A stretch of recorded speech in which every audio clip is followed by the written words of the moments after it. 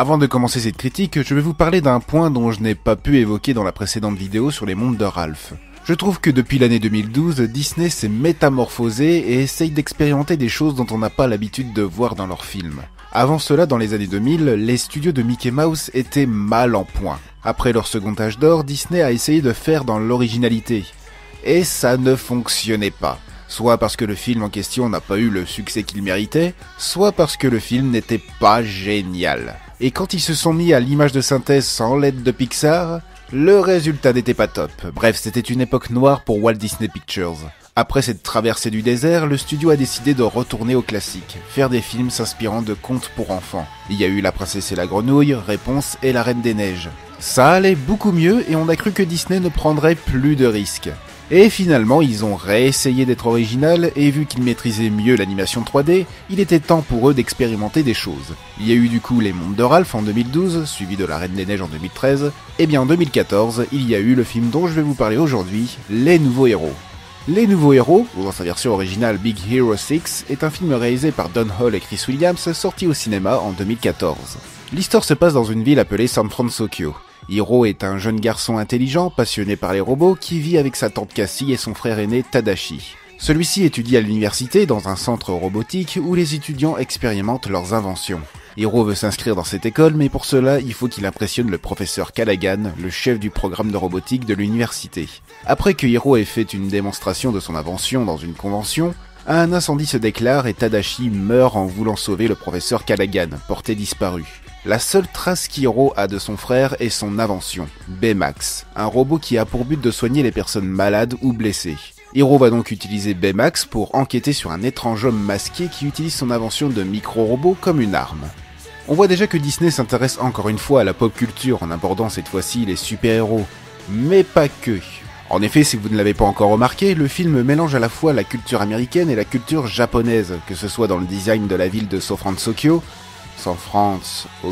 vous avez compris l'idée, ou de la façon de traiter le sujet des super-héros en mélangeant des codes du comics et des mangas ou des séries japonaises de super-héros comme les Sentai. Bon, quand on voit Hiro et les amis de Tadashi combattre ensemble, on pense plus aux Avengers ou la Justice League plutôt qu'à Bioman ou Power Rangers. Mais je trouve que c'est assez différent par rapport à ce qu'on a l'habitude de voir dans les blockbusters américains.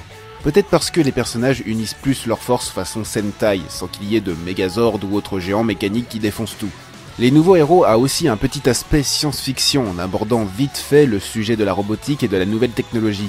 Oui, je dis vite fait, parce qu'on nous explique les différentes inventions sans trop nous dire comment ça fonctionne. Les micro-robots par exemple, on sait que n'importe qui peut contrôler ces petites choses à rien qu'avec la pensée en utilisant un casque. Mais comment ça fonctionne justement? On ne nous l'explique pas. Je sais qu'on n'est pas dans un épisode de C'est pas sorcier, mais là le film me dit TGCS, ta gueule c'est scientifique.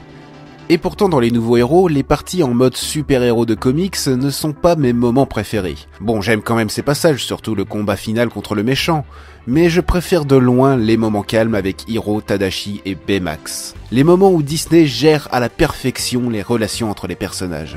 Sachez que la relation entre Hiro et Tadashi ne m'a pas laissé indifférent, car moi aussi j'ai eu, et je l'ai encore aujourd'hui, fort heureusement, cette relation entre frère aîné expérimenté et petit frère qui doit apprendre la vie. Du coup, je me suis mis à la place de Hiro très facilement, et j'arrivais à comprendre ce que ressentait le personnage à la disparition de son grand frère.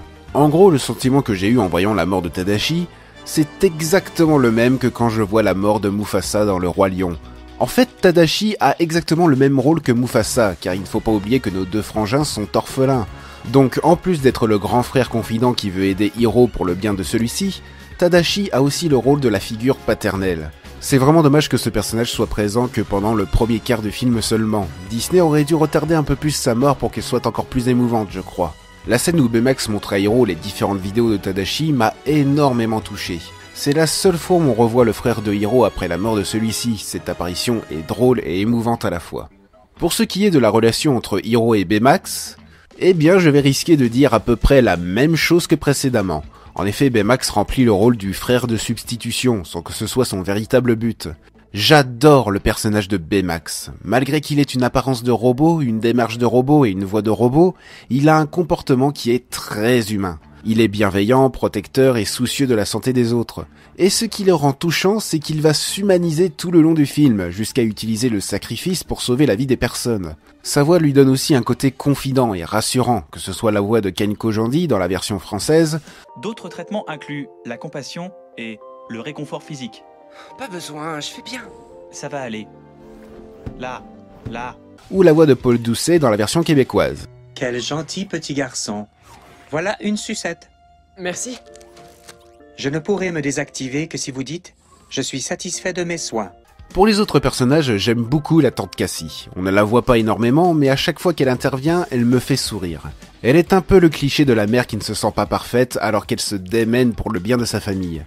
Pour les amis de Tadashi qui suivent Hiro pendant tout le film, je ne sais pas trop quoi en penser. Je ne les déteste pas, mais je ne les adore pas non plus. Disons que ça passe.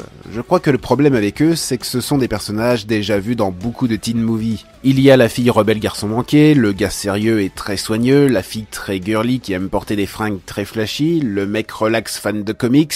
Il manque beaucoup d'originalité à mon goût, mais heureusement ça ne saute pas à la figure, ce ne sont pas des caricatures d'adolescents. Et tiens, je parlais de teen movie tout à l'heure. Je pense que Les Nouveaux Héros est un genre de teen movie. Et Disney n'a jamais fait ce genre de film sachant que leur cible est principalement les enfants. Rappelez-vous dans la première vidéo sur Zootopie, je disais que ce film avait pour cible les enfants, mais aussi les parents en abordant des sujets sérieux comme la discrimination. Dans Les Nouveaux Héros, Disney cible cette fois-ci les adolescents, chose qu'ils n'ont jamais fait auparavant.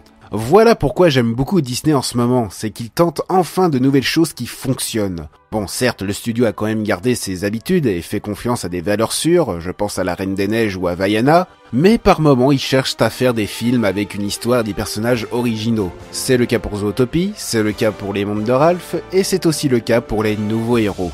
Je le recommande pour celles et ceux qui veulent voir un film de super-héros qui ne ressemble pas à tous les films de super-héros.